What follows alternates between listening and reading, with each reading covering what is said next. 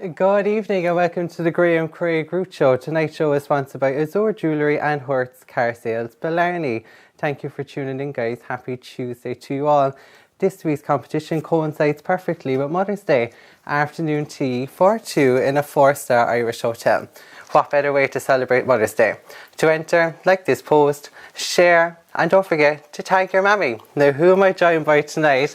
CIT student president Aaron Buckley, Supreme Socialite of Cork, hairdresser Brian Corcoran, LGBT advocate, support worker, Miss Gay Ireland. I could go on now. Stephanie Fogarty. She's everything. That's my CV. Thank you for joining me, guys.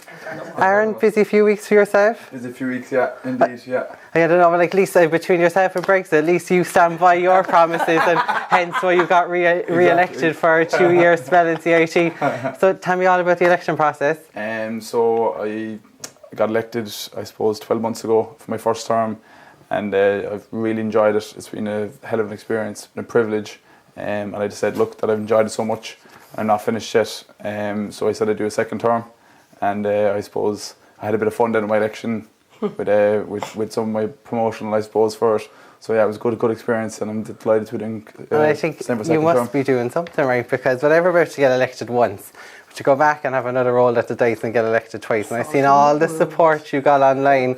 But like, there would have been a lot of, say, local people that might have gone for election as well. Like maybe some close to the panel here tonight might have ran for election as well. Not throwing any shade, Stephanie.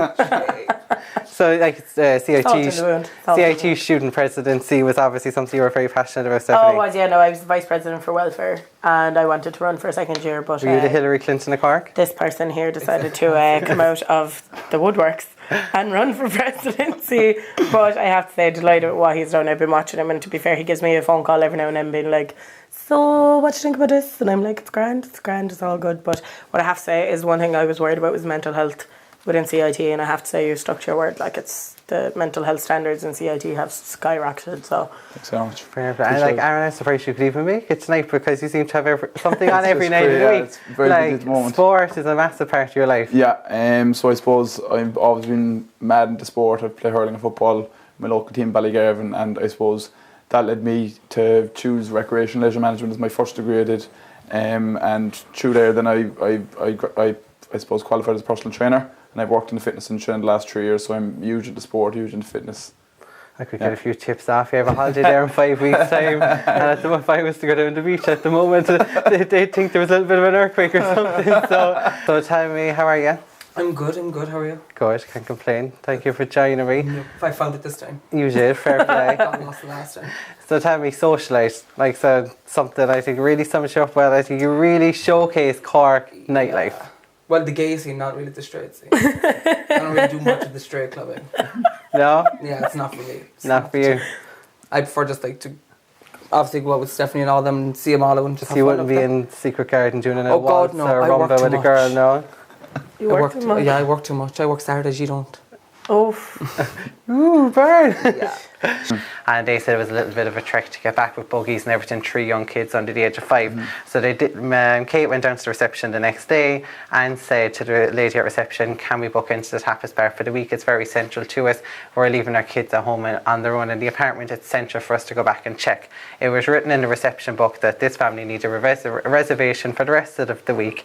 That reservation book was seen by all staff and members of the resort, so everyone knew that them kids were in the apartment by themselves from 7 o'clock at night. So Brian, would you not think that's ludicrous alone? It's kind of like, I'm not going to say anything nasty, but I'm trying to hold my best. But I just, like, if it was such a common knowledge, like from all the staff, like they don't know who the staff is. They know that one lady that they talk to.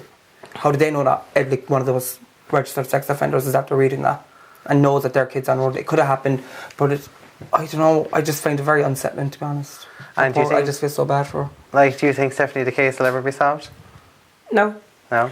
No, I think because you can do if, buts and maybes and you could be going around and around all the time, but there's never going to be a direct answer to this. I mean, you do hear of cases where people who have been trafficked, like 20 years later, they're grown, they actually come forward and be like, look, this is what's going on. It's almost like Stockholm Syndrome in a sense. You grow love for the person who has abducted you. It could. You never know, and hopefully that girl hasn't been killed. And the percentage of the case being ever solved, do you think the police have failed a massive this part of the case ever being solved? I think will definitely be solved at some stage. In some stage. It could be 20 years down the line, 30 down there, but And we're approaching 12 years now. things get out. Things always, the truth always comes out in the end, in my opinion. Yeah? Yeah, definitely. So Aaron, what's next? What's happening out in CIT now for the rest of the next couple of weeks? There's always stuff happening. Steph will agree. It's never a dull day. There's always stuff going on. Next week where we have a USI Congress it's where I suppose it's the national forum for passing motions, electing the new USI officer board. So there's always stuff happening. And we've 2 new officers starting in our office in June, so that'd be exciting to have, new ideas coming into the office. So it's never a dull day. Always work to be done. And Stephanie in the LGBT circuit, not just in Ireland. Oh boy. What's happening? What's happening in the next couple of weeks? I know last Wednesday was a massive day for Conrad, who was on to discuss. He was, yeah. The LGBT Society had the launch of their GSA publication, which I'm so proud of. I was chairperson of that society for 3 years.